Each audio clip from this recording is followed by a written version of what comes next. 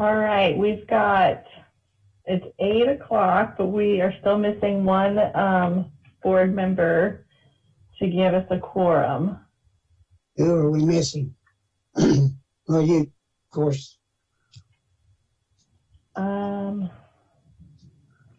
I think we might be, yep, Mr. Khan just joined. So we are, as soon as he's connected and ready, we can get started. Mr. Smithers? All right, I will call this meeting to order, which is a first. We're scattered throughout the area. So there we go. I can see folks again.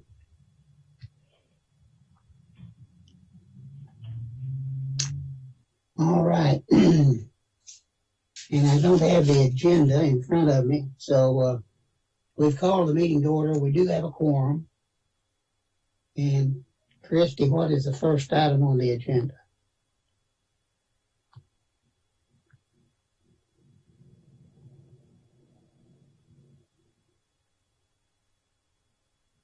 Hello?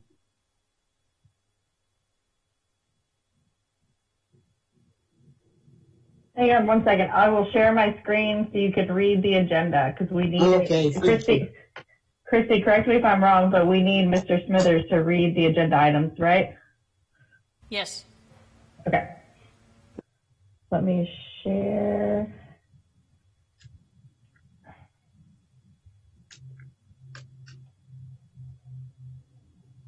Can you see? I can see, yes.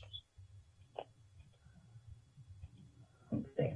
And then does he have to read the public comment?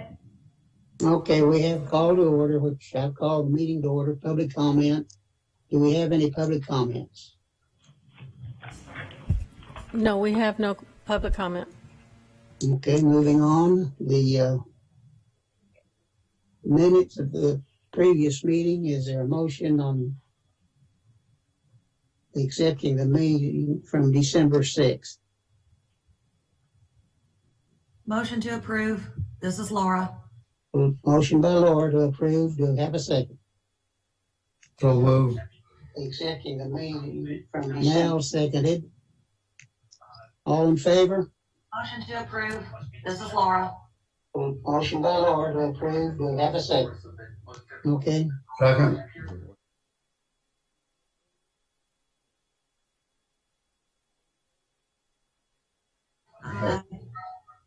Motion by Laura to approve. Do we have a second? Any opposed? Okay, the minutes of the previous meeting have been accepted. Item 5 is orientation. Any opposed? Okay, we have review and discussion on the purpose, roles, responsibilities, and functions of the TERS. 5 is orientation. Any opposed? Okay, we have review and discussion on the purpose, roles, responsibilities, and functions of the TERS. 5 is orientation. You're breaking up, Ken. Yes, I think someone has the stream of the meeting playing in the background, which is causing feedback. If someone could pause that, that would be helpful. Yep. And if you aren't speaking, though, please mute yourselves. Yes, I think someone has. Okay. Can everyone hear me clearly now? I can, yes. Okay. If we could get the, I'm not sure if this is Christy or if we could get the PowerPoint for the meeting up.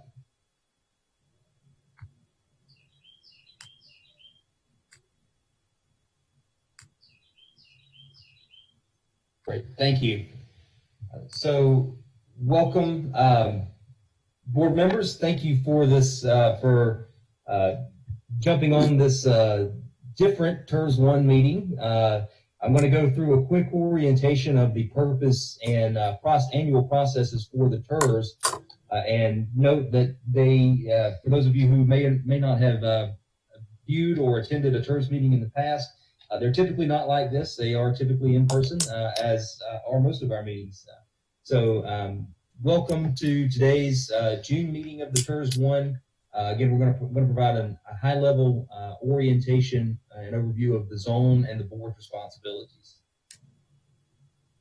City Council Resolution 1524 requires all city boards to receive this annual orientation and to introduce the board members and to review their responsibilities, as well as to review the zone's previous work and significant agreements that relate to the functionality of the zone. Additionally, the state of Texas requires conflict of interest and disclosure training course, which is handled by the city attorney, and that typically occurs in September.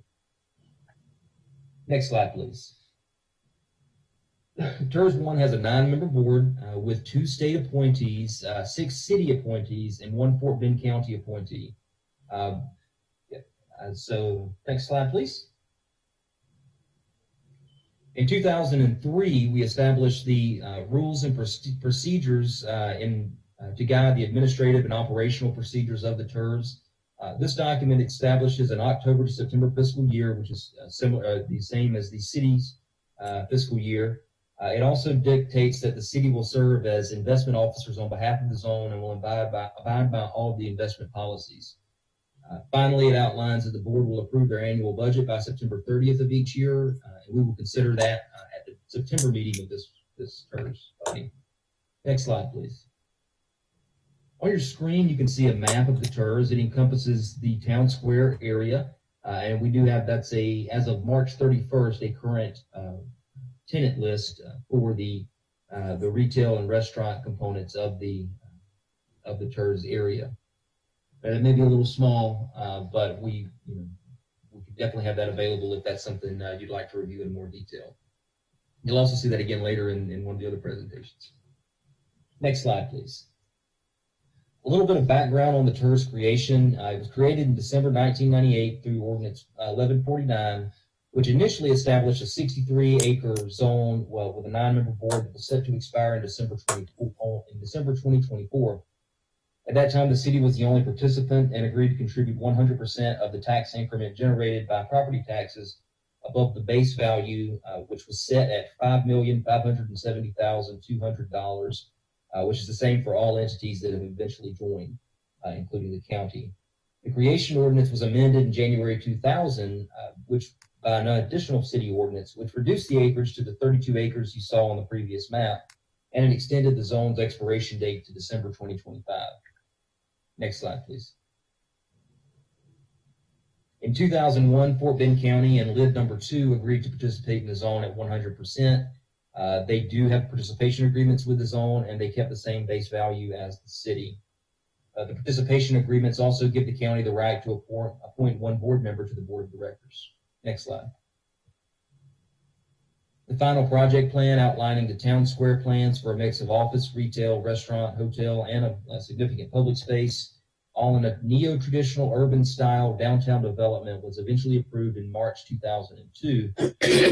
Zone is responsible for funding about $11.5 million of public infrastructure, with the zone to reimburse the city for funds that were made available to the developer by the city as originally intended in the initial 2001 development agreement. Next slide. That same development agreement pledged $11.5 million in zone funds back to the city, and it established triggers for the city to reimburse the developer, all of which have taken place well in the past at this point.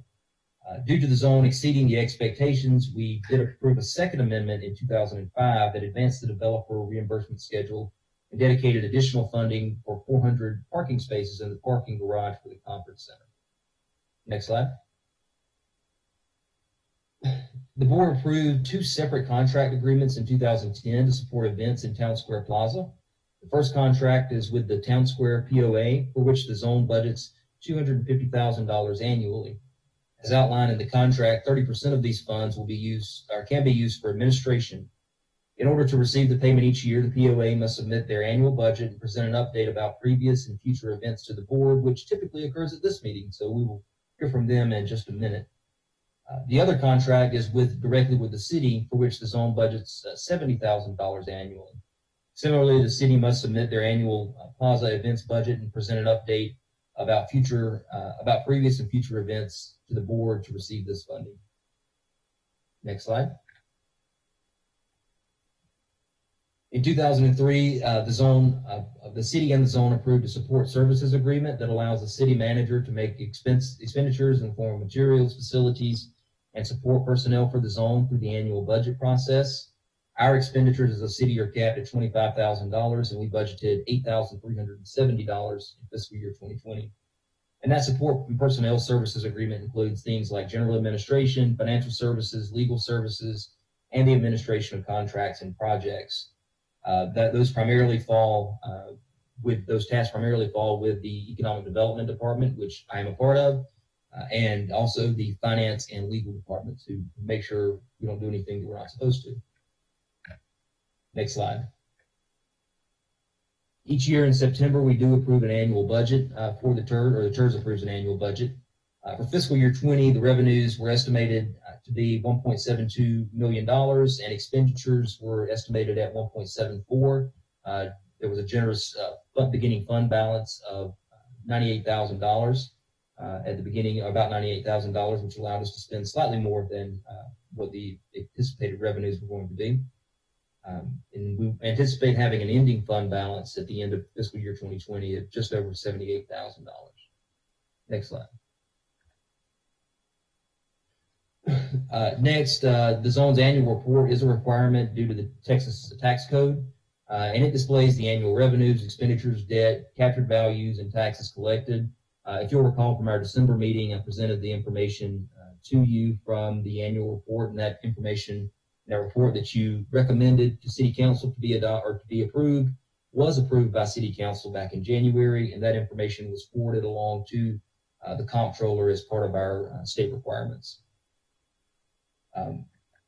Next slide. And so the final point that I'll make on this annual orientation is that we do typically have quarterly meetings, typically on the first Friday in March, June, September, and December. And normally we have breakfast at these types of these board meetings, but because it is an 8 a.m. start time. But unfortunately, we did find out that sending Uber Eats to all of the board members' houses was frowned upon by our legal department. In March, the board receives their annual orientation, though this year we did not have the March meeting, so we're holding that in June. And in June, we also receive a development update and review the Town Square POA presentation for funding.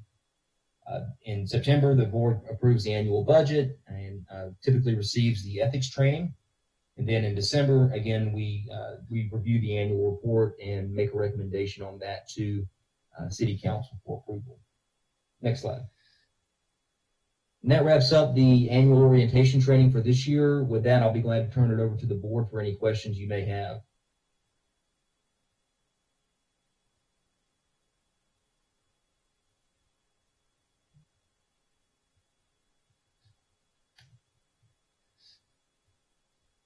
Any questions? Very good. Thank you.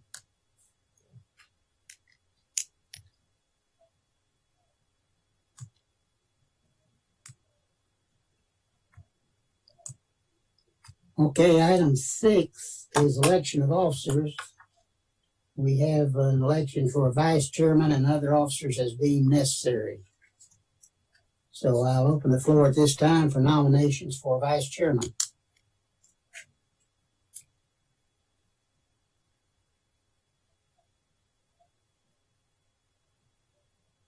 Hello? The current vice chairman, I believe, is Robert Tracy. Is that correct? I believe Laura Richard was designated as vice chair in 2019, if I'm not mistaken. Oh, okay, good. Well, she's done a great job.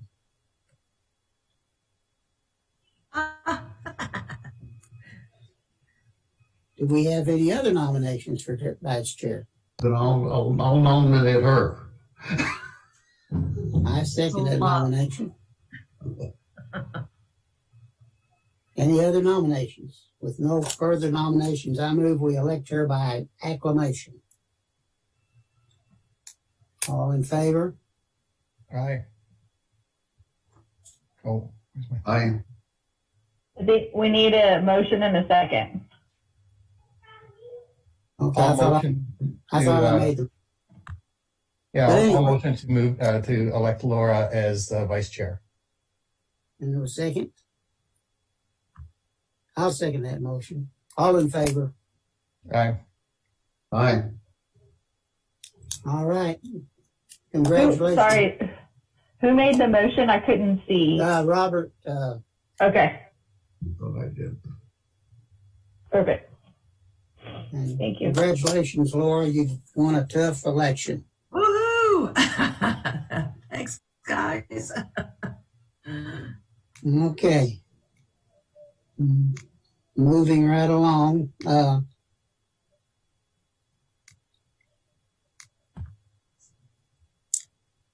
Item 7, consideration of an action on fiscal year 2020 plaza events. Annual payment in the amount of $250,000 to Sugar Land Property Owners Association.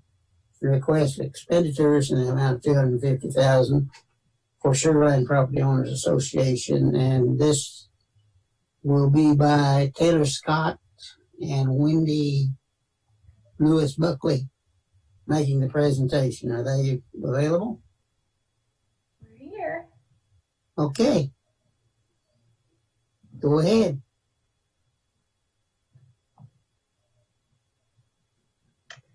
Okay, I'm Taylor.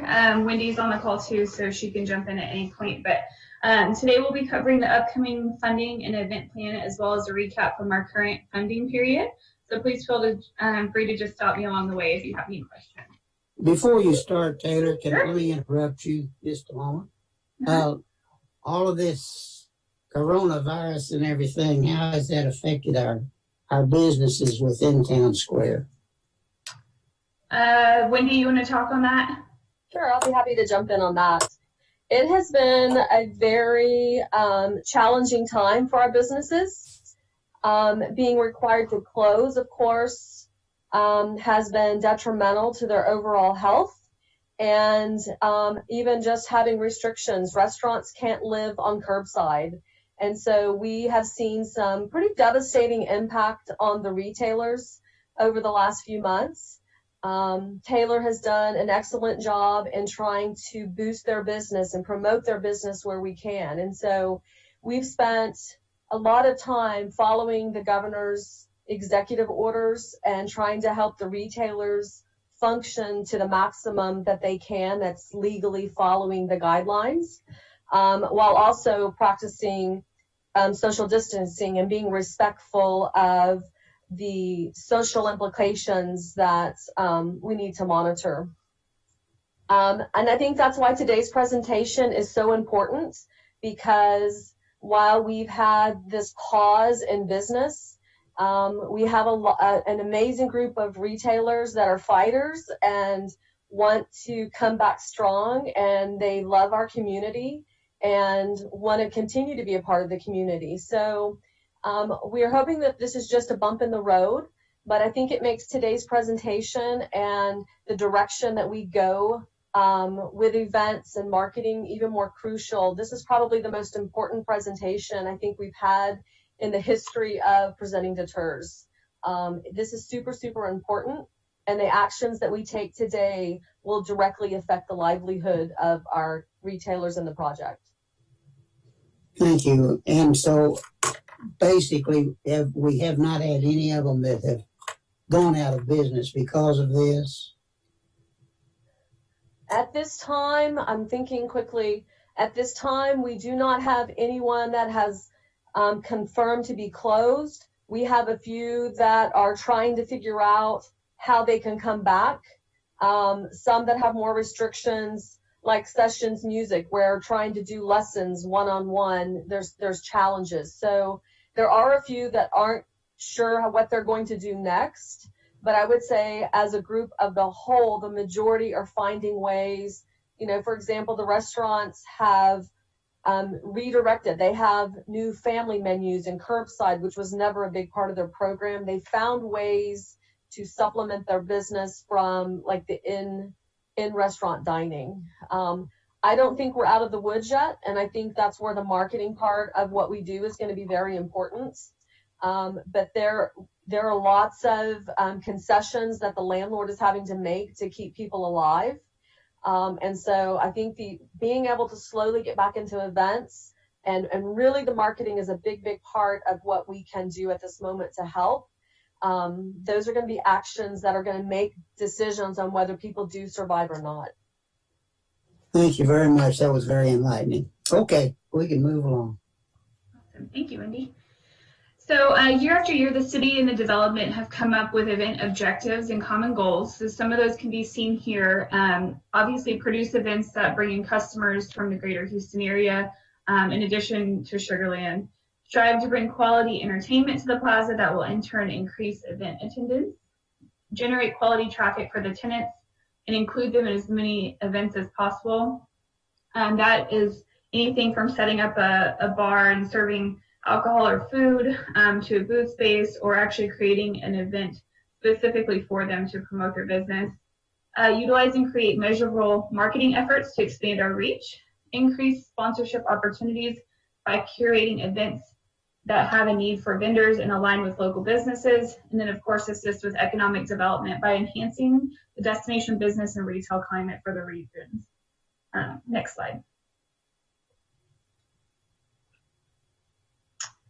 Due to the current situation we're faced with, we've had to add in additional objectives in order to allow for a successful return of events. Some of these include working with the city under the restrictions, continuing to increase awareness of events in Town Square as a safe destination for entertainment, and utilizing, as Wendy mentioned, as much advertising and technology as possible to remain relevant in the entertainment sector, the community, and while practicing social distancing. Next slide. Our big word of the year, be adaptable. We're going to have to think outside the box. Things are changing constantly, so we have to be creative with our marketing and event structure to bring people together safely and responsibly this year.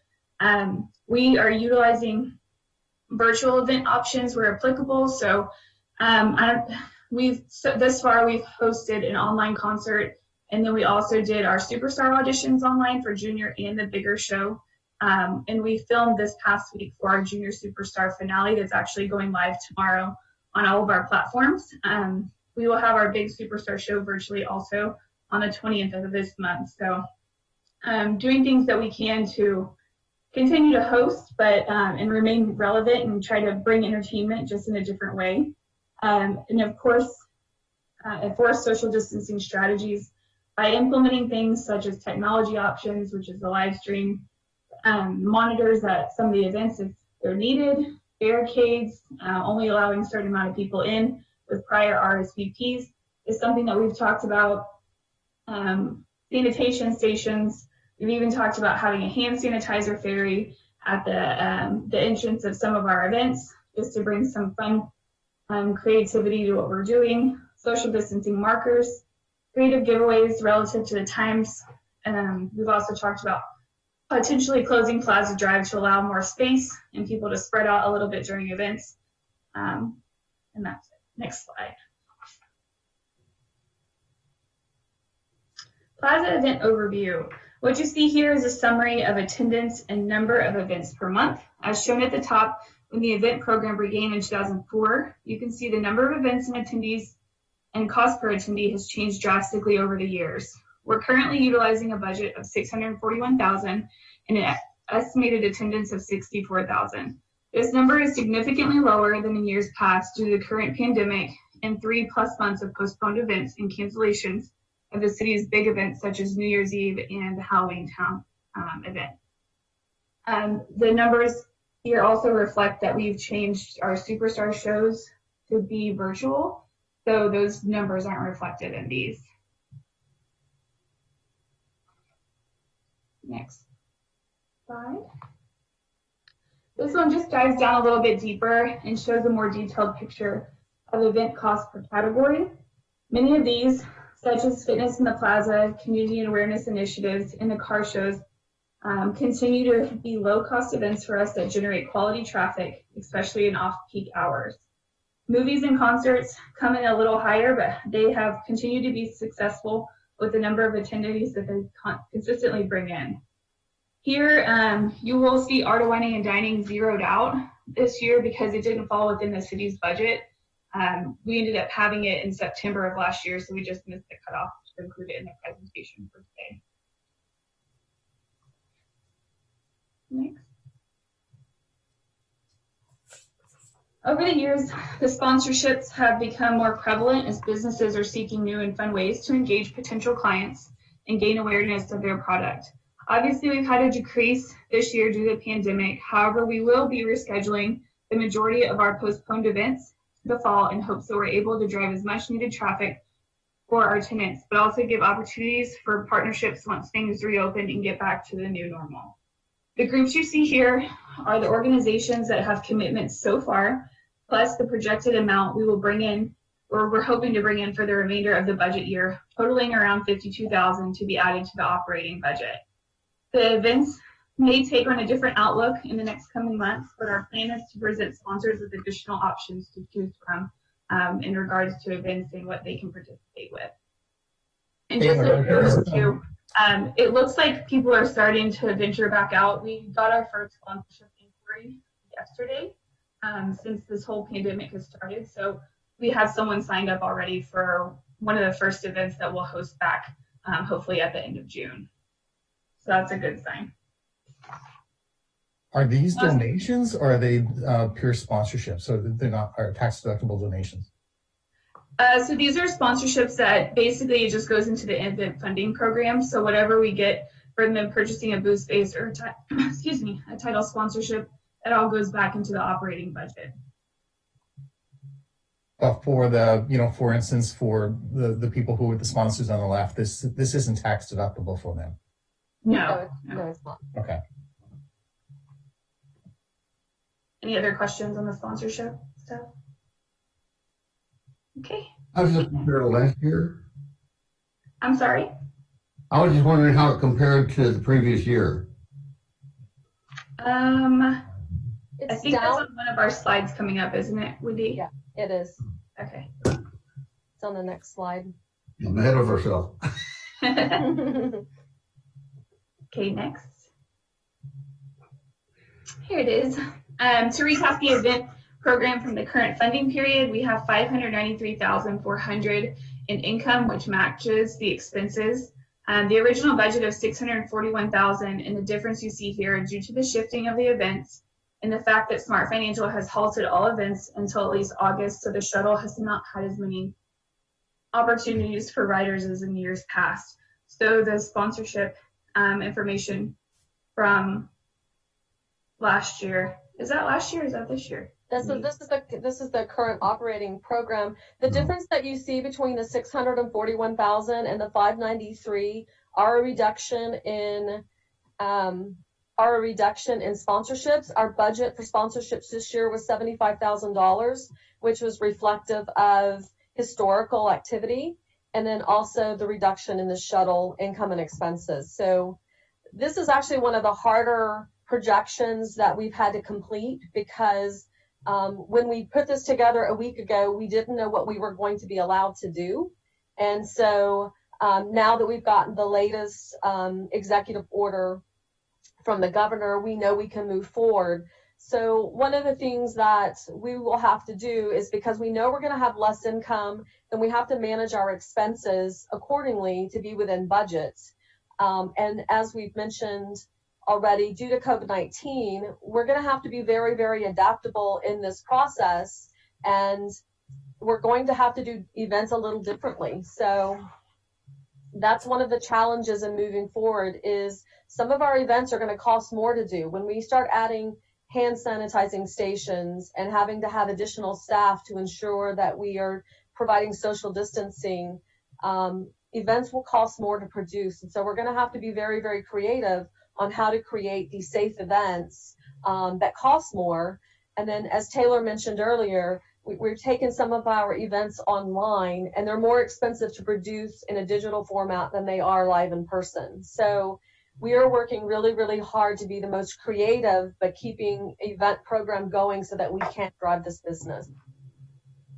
Yeah, to speak on that a little bit more, our Junior Superstar with what we'll go virtual with tomorrow actually ended up costing twice as much, because the filming that we had to do in person with all the contestants, we had to pay our MC double time, we had to pay for a videographer. production company to work on the back end, to create websites, text voting, all those things. So it does end up being quite a bit more expensive to host. Okay, I think we can go to the next one. I have a couple talking points. These are just pictures that we have for some recommendations for once we are able to open back up. One of the slides ended up missing so I have the talking points here. So you'll just enjoy these pretty little pictures while we talk through some of these things. Some of the recommendations that we have and items to modify or expand are, of course, revise events to include creative social distancing measures for the time frame needed. That includes the limiting entries with barricades, front load events earlier in the summer, and we're hoping to do smaller events at first and kind of work our way back up. So we'll take baby steps at the beginning, and then hopefully in the next couple months we'll be back in full swing. Expand involvement from retailers through events. So this is obviously going to be very important because they need as much help with their businesses as they can get right now. So that's options to serve food or alcohol at more events, host booth spaces, and then of course create things and create buzz by hosting their own event in the plaza. With our financial support, we do a lot of back-end payment of those event expenses. Focus on enhancement of customer experience. So that's adding dancers to concerts, having groups performing concerts, doing giveaways that are quirky, like such as the best, an award or a trophy for the family that social distances the best. We want to be quirky so that we're memorable, and we also want to make people feel safe at the same time. Collaborations that result in event partnerships. So we have a couple of these that we've done in the years past that have proven successful, like the Houstonia Magazine's Gumbo Smackdown that we have in the plaza each year. We've also partnered this year with Houston Family Magazine to host their annual camp fair. That was in February of this year, and then they are hoping to host their Fall Fun Fest in the plaza as well in the fall. Rhythm India is another one that we've partnered with that's brought Bollywood Boogie, which is an event that we collaborated on and created a couple years ago, but it consistently brings in thousands and thousands of people each year. It will look a little different this year. I already got an inquiry from them for their event that's in October. So it looks like they're going to look to move it because they've had things in the spring that have pushed some other things. So it's making it very interesting. But once we do open back up, in order to reschedule a lot of these events, we will most likely be utilizing Thursdays and Sundays in addition to our regular Fridays and Saturdays to activate events and continue to bring people to the plaza. So these are some of the pictures that we have for social distancing ideas. Of course, drawing circles or squares along the plaza on the turf to encourage the social distancing, fun balloon hats at kids type of events like the movies, where we can create something fun and that's big that encourages them to stay apart. We've talked about tents or picnics that people can rent or reserve in advance that are pre-set up in the plaza. So just some fun little ideas that we have. Next slide.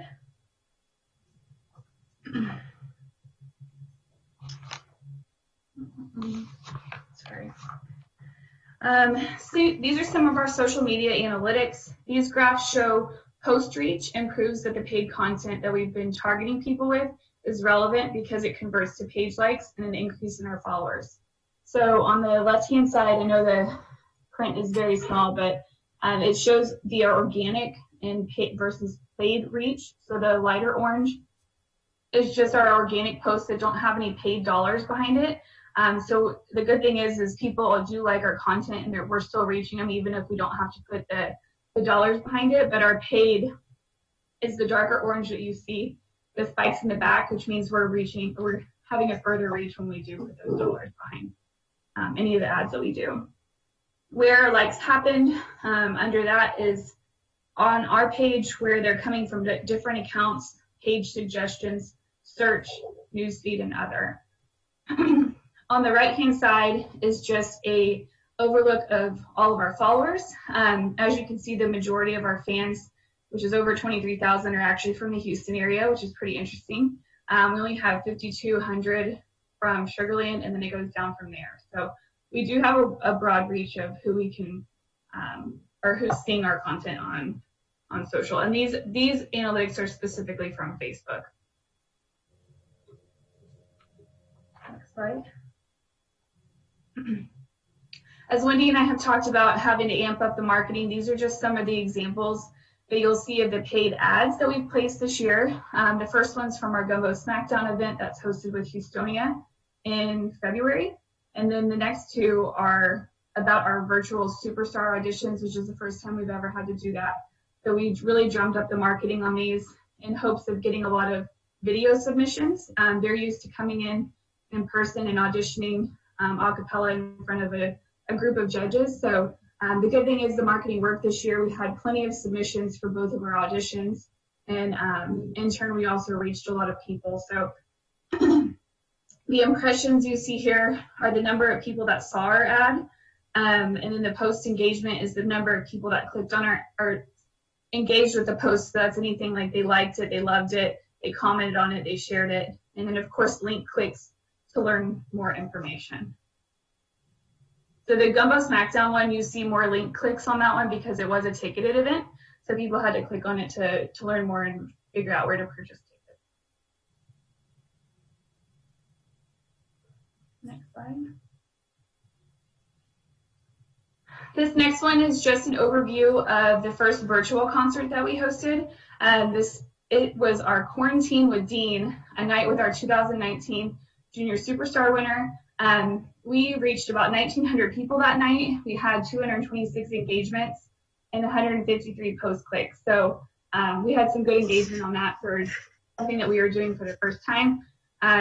This family is really fun and entertaining to watch. So I was happy to see that we had a lot of people tune into that. Next slide.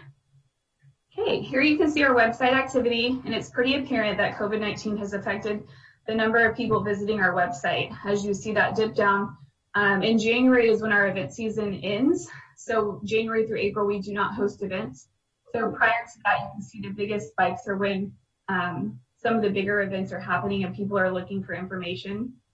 The consistent spikes that you see are when our newsletter goes out weekly on Wednesdays. So people tend to be clicking onto our website to learn more information about things that are going on.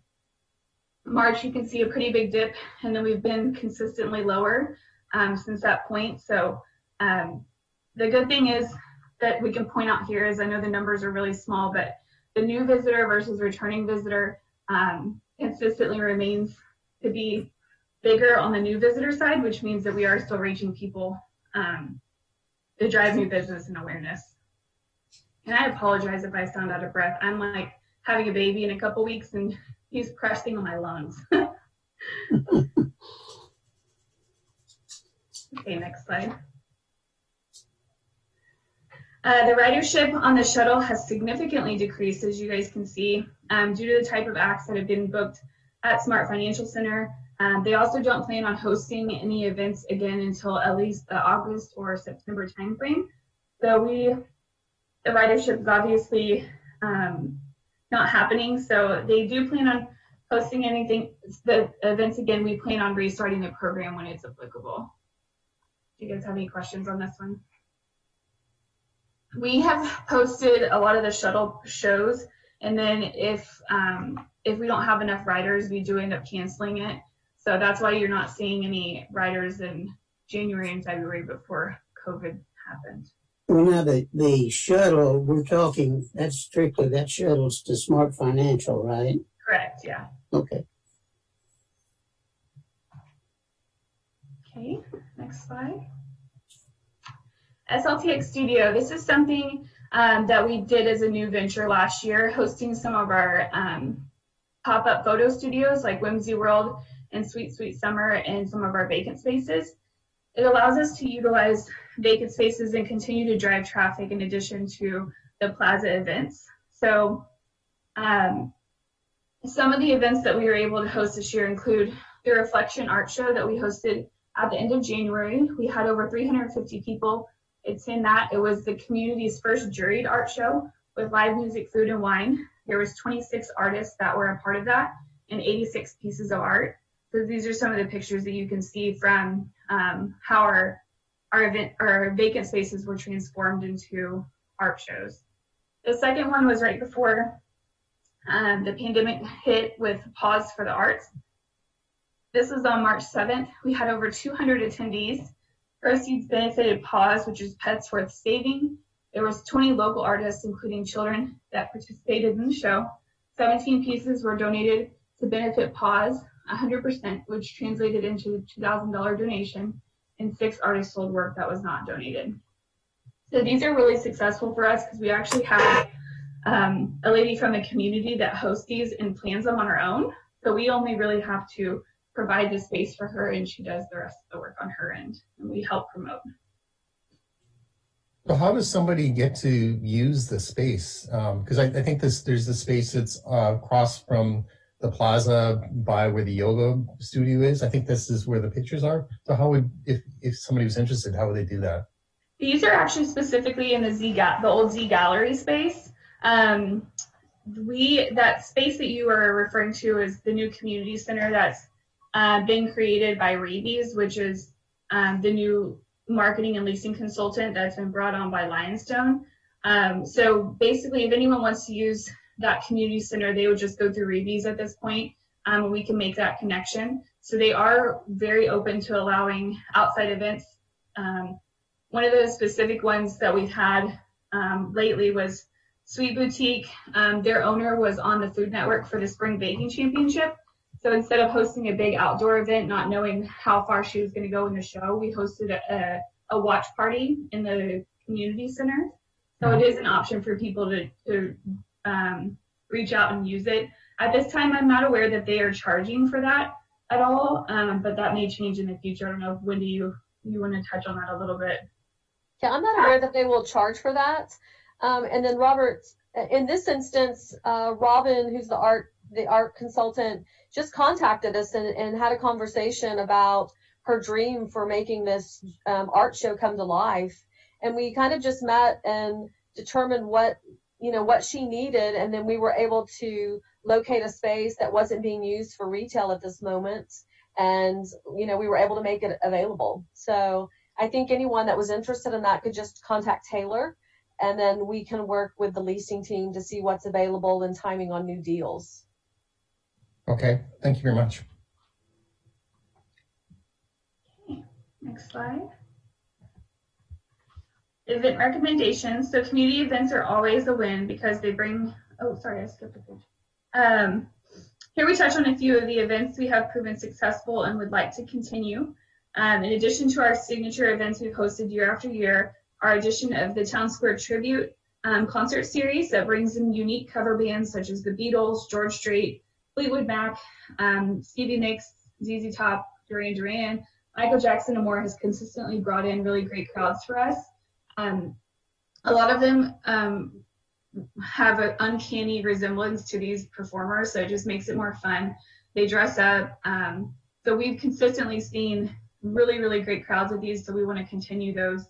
Karaoke has also been a new addition in the past year that we've had to continue to add dates to because we've had people sign up and we have a line waiting, and our event is extended just because we're trying to get everyone to be able to perform. So that's also a really great thing that we've had going on. So it also provides fun and it's interactive for people, which is different than just sitting and watching a concert. Next slide. Community events are always a win for us. These are the low-cost events that continue to bring a different dynamic and variety to the plaza. So some of these are just a few I'll touch on. Fitness in the Plaza, which we host every single Friday. That includes a boot camp, a Zumba, and a Mommy and Me class. Parks Youth Ranch, another night out, which is the homelessness experience. This is a local homeless shelter that they actually partner with the local high schools in order to allow kids to experience homelessness for a night in the plaza. So they actually spend the night. Summer family campout is one that we've had a couple years now, that we bring in lawn fishing and dry dock canoeing, and they have all kinds of fun little games and stuff set up like it would be a campsite for the summer. Zumba for a Cure, which benefits breast cancer organization. We've had American Cancer Society's World Cancer Day, blood drives, car shows, the Earth Day celebration, many walks throughout the year. We've also had Bike to Work in School Day from the city, our Bollywood Boogie, the Now Rise Spring Festival, which is the Azerbaijani Cultural Alliance. This past year, we were fortunate enough to get the Indonesian Festival that had moved from Jones Plaza downtown during their renovation, and they have decided to come back again this year. They had a really great attendance. I think it was over 5,000 for the 2-day event that they hosted last fall. This year, they will be hosting a 1-day event in September. We also partner with our local fitness studios to host free events and fitness in the plaza. And then, of course, our community holiday performances and photos with Santa that we provide. Next. For the upcoming program year, you can see our goal is to be consistent as possible with the number of events held, but knowing that the pandemic has affected many groups' budgets and plans. So we've accounted for that as much as possible in these numbers. So as you can see, we're hoping to host the event series the event series with 56 events, 7 landmark events, and 186 community events. And in the next couple of slides, so we'll break those down so you guys can see what those include. As a reminder, we're continuing to host safe events that include social distancing as long as needed. We hope to increase attendance in baby steps, generate quality traffic, capitalize on community organization and charitable events, utilize social media opportunities, and take advantage of popularity of seasonal and adult events. And the pictures you see here, the top one is from our tribute to George Strait concert last year, and the bottom one is our back to school splash bash that we host.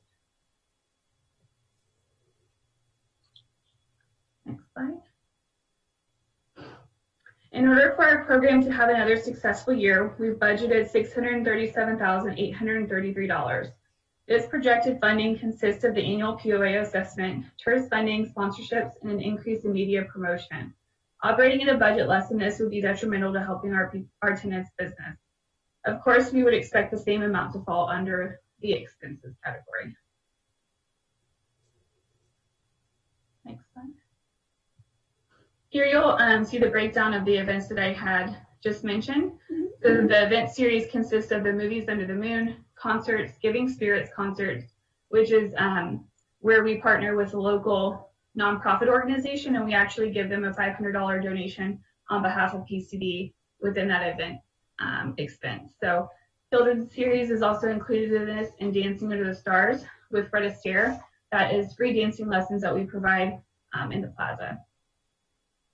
Next.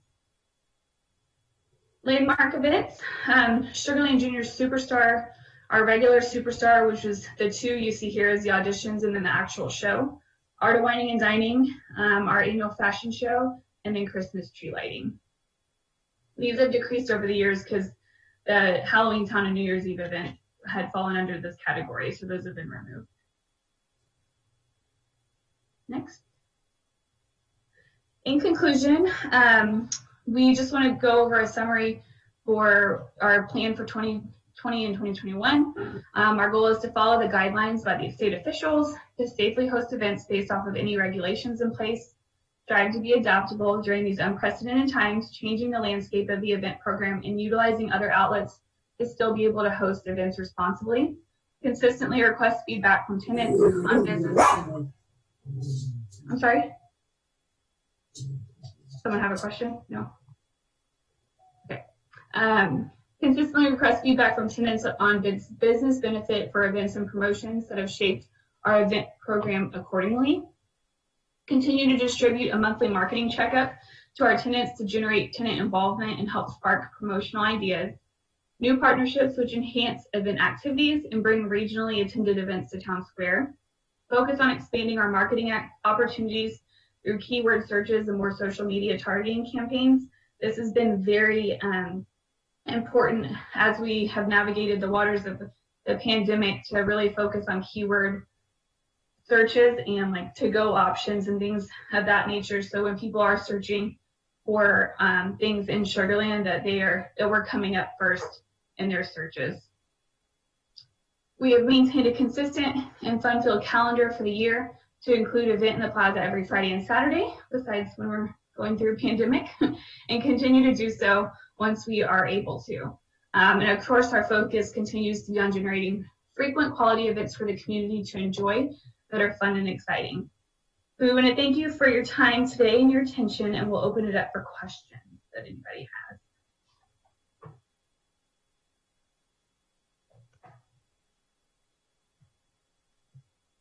Taylor, this is Laura. I have a question, and I may have missed this because I know you had some great metrics there, but do you have any metrics on the virtual events and, you know, how well they were, I guess, quote unquote, attended, if you'd say, they actually, you know, were engaging in it and watching it, and I know you had some comments in there as people provide comments. So is that what you go off of, or how do you look at the metrics on those events? Yeah, and so we've only hosted one so far. So our next one, our Junior Superstar, actually goes live tomorrow. So we won't know that until after then. And then our Gig Superstar is on the 20th.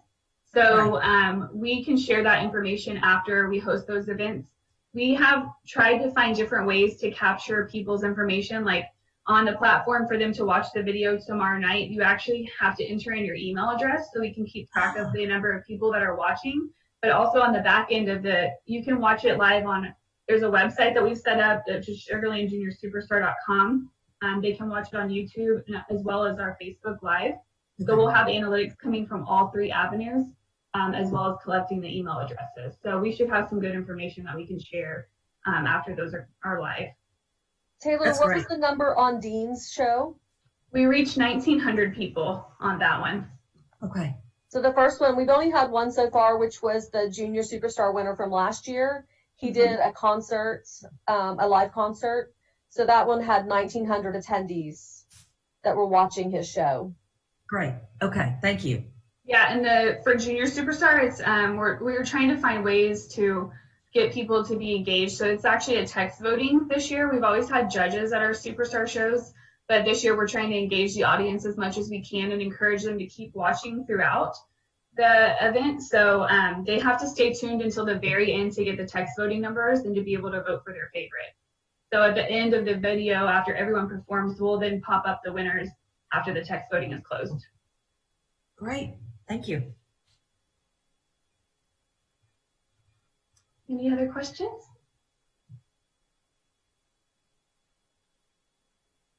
Okay. Thank you guys so much. Mr. Chairman, I think you're muted.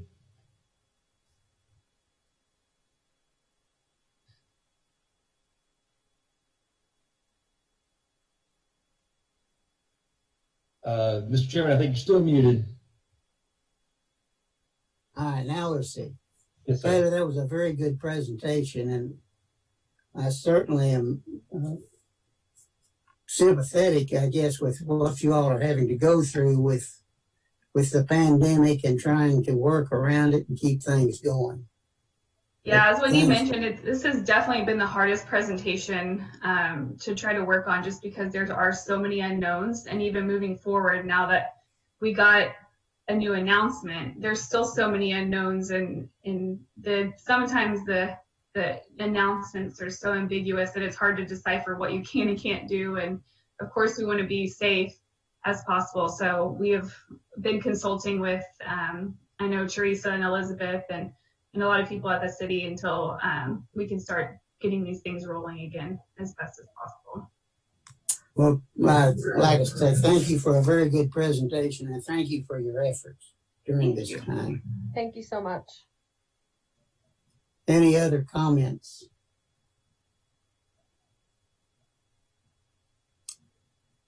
Okay. I guess move to the next item. Do we have to Mr. Chairman, I believe we need a motion and an approval to approve payment of the That's what I was agenda. thinking. Yes. Do I have a motion on approving the payment? Mel made the motion, second. Do we have a second? Second. Second, Second, Laura. Okay. Any, all in right. favor? Who made the motion real quick? Mel made the motion, Laura Okay. seconded it.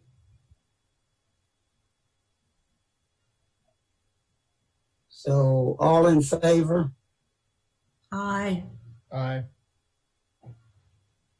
Any opposed? Aye. Okay. So the motion passed.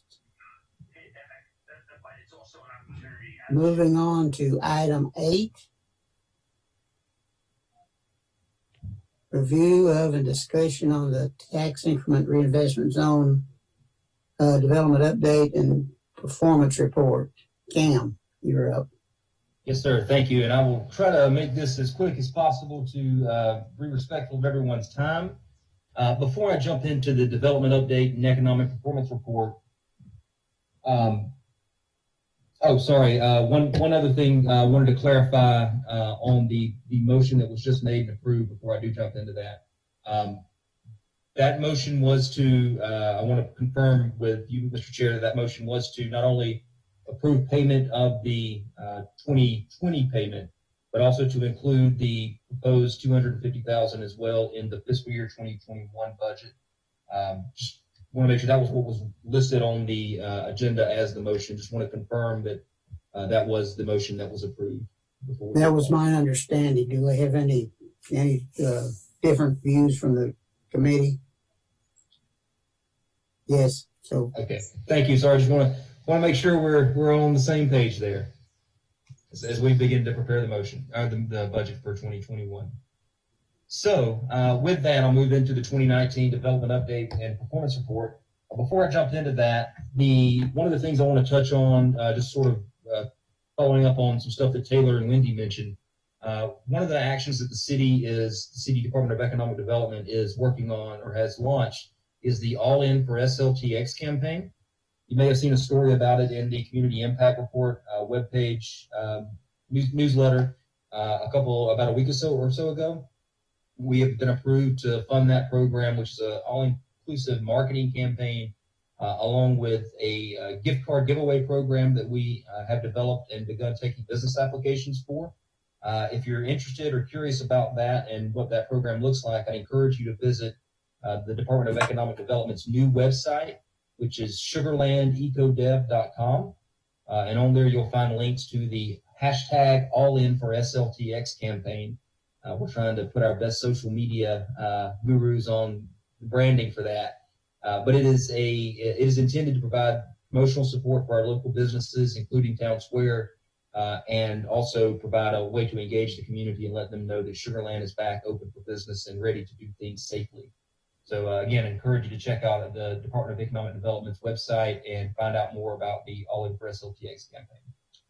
And with that, if I could get the slide show up, let's jump to the office occupancy rates slide. So next slide, please. Okay, and again, I'll try to be pretty quick on this. Town Square continues to be a premier destination for our corporate headquarters. As you'll see, our occupancy rate is up slightly from 2018. And overall, it's down slightly still from 2017, but still comparable, almost at 90% occupancy. Next slide.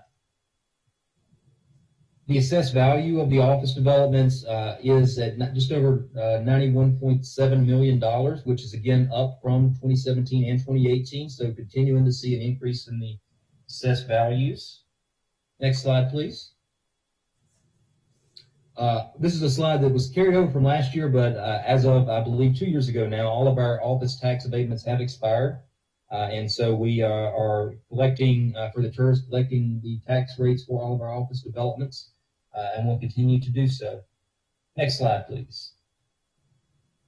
Touching on the restaurant and retail occupancy rate, we do continue to draw community amenities such as the retail and restaurants. Our occupancy rate is down slightly from last year. We're at 76.9%. We still have over 185,000 square feet of occupied retail and restaurants, and some really good numbers still on the total square footage occupied. Moving forward, next slide, please. That occupancy does contribute a substantial amount of sales tax revenue and mixed beverage tax revenue to the city. We were just under $200,000 on the mixed beverage taxes collected from our bars and restaurants last year in Town Square. And you will see the 2019 total sales tax numbers go up. This is because of a couple of different reasons. One, our businesses were performing in 2019 at a very high level. Those that were still open in the development, but we also have added an additional tool at the city that's allowing us to better capture the businesses that are operating in submitting sales tax to the state for the city of Sugar Land. And we've acquired a new tool called ZAC Tax, which does allow us to geographically identify all businesses to a much more specific level than we have previously been able to. And so we do have a more accurate count of the amount of total sales tax being generated in Town Square. And prior to next year's report, I'm going to go back. We've sort of just taken on this tool very recently, and I did not have a chance to go back and do the back work for 2017 and 18. But prior to next year's report, I'll make sure to include that so that we can see that full capturing for previous years and just have an even comparison over the 3 years that we'll show. But this does show that we are generating almost $8 a square foot in sales tax over the course of the year, which is pretty good. And again, that's an increase with those additional businesses included. Next slide, please. The number of tenants, it continues to be strong in the restaurant and retail space.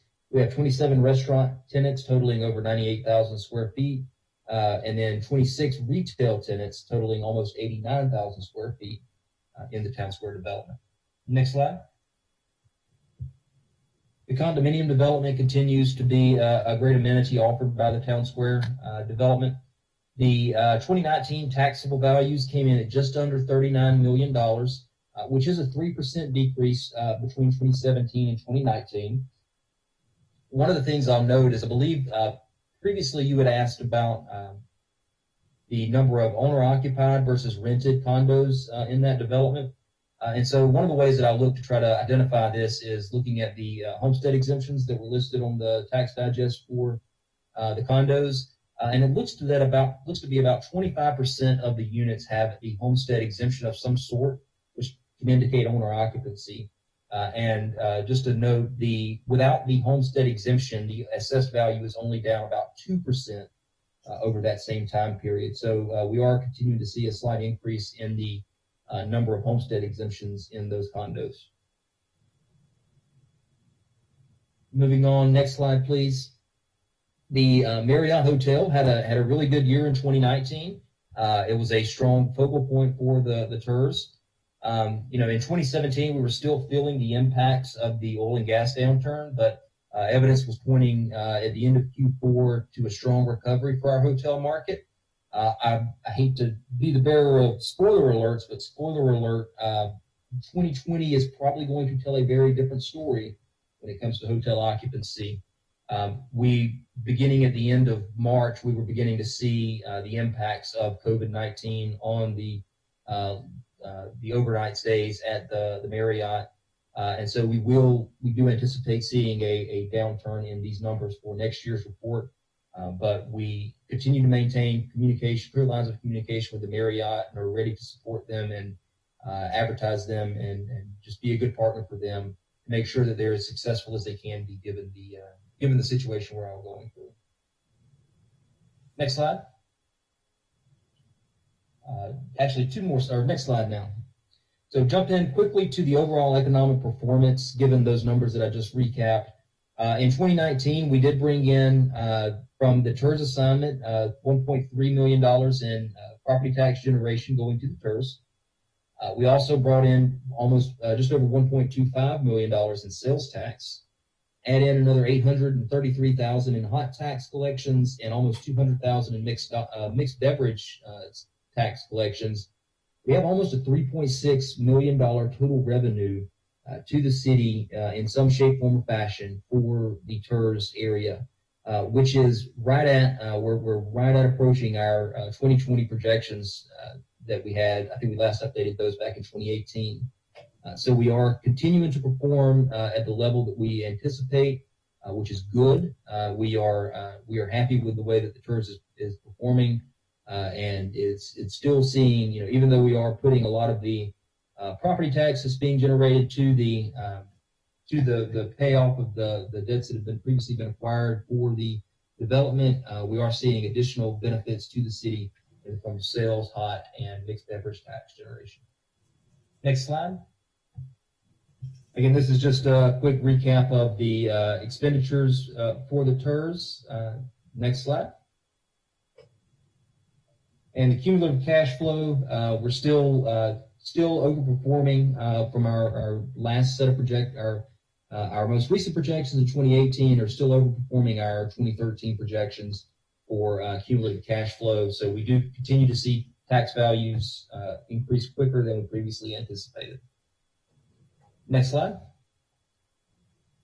With that, that concludes the presentation for the development update. At this point, I'll be glad to take any questions you may have. Anyone have any questions for Cam?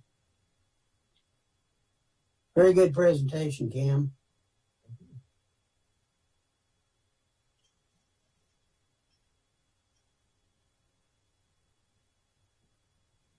That just about wraps up everything for our meeting today, doesn't it? Yes, sir. I believe, Elizabeth, can you throw that agenda back up? Yes, that's the last item. Do I have a motion to adjourn? I so move to adjourn. Second? I move to adjourn. I'll Okay. second it. All in favor? Aye. Thanks for attending to this historic first Zoom meeting we've had for the TERS. I think it went very well. What do you all think? I think it went well. Very good. We will see you in 3 months. Hopefully, we might even see each other in person. Yes, sir. Thank you all for your time. We hope so. You Thanks, betcha. everyone. Thank you. Bye, everybody. Thank Bye. you. Bye. Bye.